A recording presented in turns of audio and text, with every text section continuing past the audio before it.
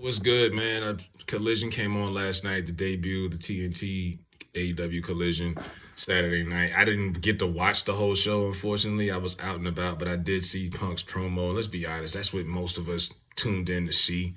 And I thought it was good. It lived up to the hype. The crowd was lit. It's in Chicago. Punk started it off. He came out there with that red bag, and people were like, well, what's in that bag?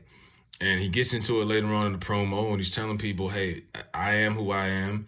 It's no point in being nice." It was. Look, they can do this and book this like '97 Bret Hart if they should make Punk. The perception is that he's this disgruntled employee that it's naggy and complainy and whiny and bitchy. He always stands up against authority no matter what. He's very opinionated. He makes people uncomfortable. He talked about that. You had to be thinking what Tony Khan and them was probably on the edge of their seat backstage. Like, what is he going to say? You know what I mean? Because the last time we let him say something, we all know what happened last year, September. So he is must-see TV because you never know when he's got a mic what he is capable of saying. MJF is a little different. It's going to be worked heel stuff.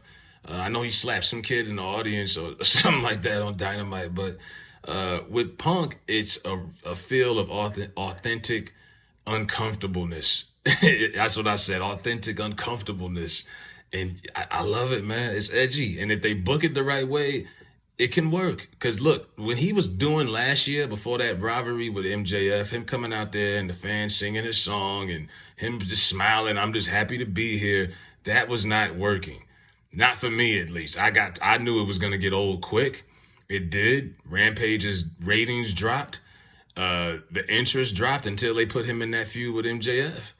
And Punk comes out there and he brings that bag out and he's saying, like, this is the championship that I earned. And until somebody beats me for it, I still have it. And I'm like, wow, now they could possibly have like an undisputed championship situation. And you don't necessarily have to have MJF versus Punk again. It could be someone else who wants to challenge Punk for that world belt because technically he did earn it. It's kind of like the storyline with Shawn Michaels and Razor Ramon in '94, where Shawn Michaels was the champ, but then he got hurt or whatever. He didn't forfeit the belt. He took it home, and then they made a new Intercontinental Championship belt. They did a tournament. Razor Ramon won. And then they did the whole IC belt. Shawn Michaels is like, I'm the real champ. And Razor's like, no, I'm the real champ. And then they go back and forth. And that's when you got that ladder match for the Undisputed Championship. So there's a lot of different things that they could do with this. You could have somebody challenge Punk. You could have you got two. It's a cliffhanger that you want to come back to watch next week. And that was one thing that they did do. You're going to want to tune in again next week to see what's going to happen with Punk. And then, of course, the one-liner where he gets at the Young Bucks and he says, you know why Dave Lacoste calls me one Bill Phil? That's because I'm the one who true genuine article in the business full of counterfeit bucks. And everyone's like, oh. So the Young Bucks have responded online since, and he was going to give people a couple of liners. It's not pipe bomb necessarily, but it was a good promo. And like I say, people wanted to see what he had to say anyway.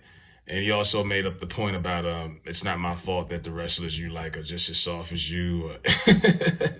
But yeah, I mean, I think I don't blame Punk for feeling that way though, man, because he's done a lot for that company despite only being there, a year and a half. He gave them that shot of adrenaline in the summer of 2021 when he got there and made them feel like that. He gave them that stamp of authenticity, like this is a real legit company now, and there's been other guys who come from WWE, obviously, but they hadn't had that impact that Punk had. And for so many of his co-workers and colleagues to take all these shots at him, like Jericho and people, I was like, wow, like, y'all really, well, we don't want that guy. And I'm like, people got to stop acting all politically correct, man. Every wrestler isn't going to like every wrestler. These are all independent contractors. Yes, most of these guys are out for themselves. Let's be real. It's always been, it goes back to Bret, Shawn, Savage, Hogan, all of the great rivalries backstage back in the day. It is what it is. It's a Shark Tank type of business. Everybody's not going to be buddy-buddy. Yeah, there's cliques and groups, And yeah, there's backstage politics. Everyone praises Triple H now as like a god because he's become this great booker because of what he did with NXT and Black and Gold and what he's been doing. But when Triple H was on the main roster, don't get it twisted. It was a Shark Tank mentality. Triple H kept himself at the top of the food chain for over a decade. You know what I mean? Booking themselves in main events and WrestleManias every year. Like, he married the boss's daughter. Now, this young generation sees him differently, but I'm like, no. Ask for CM Punk and the guys who were actually in the trenches with Triple H when he was coming up. Everybody wasn't buddy. Ask Jericho how him and Triple H get around, how they get down. You know, so, I mean, just be honest. Everybody doesn't have to be friends. And that's the reason why most of us listen to all these dirt sheet shows and podcasts in the first place. We want to hear about the dirt backstage. And sometimes that stuff's more interesting, honestly, than the matches. Let's just be honest. You know, I thought AEW dropped the ball on it and they should have made a story out of it. Mick Foley said the same thing, but he was hurt. So I don't know if they're going to pick up on it. It's a lot of you don't know. And that curiosity is what makes me interested to come back and see what they're going to do with this, because who knows what they're going to do in this direction.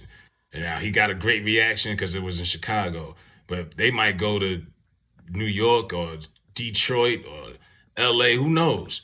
Like I say, book him like 97 Brett. And if he's got to shit on the crowd, then let him shit on the crowd.